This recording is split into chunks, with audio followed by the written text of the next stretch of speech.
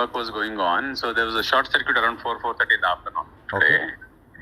Actually, it was almost nearing completion. Okay.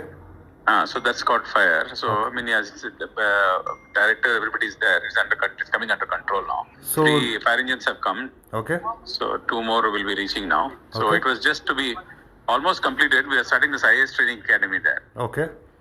So I think around 4:30, some electrical work was going on. Okay. So that has sparked off this one. Okay, sir. Any injuries? No injuries, no casualties, nothing. Okay. Damages, like how much of damage has been happened, sir? Approximately? Around the entire cost was 2.5 crores. Okay. Okay.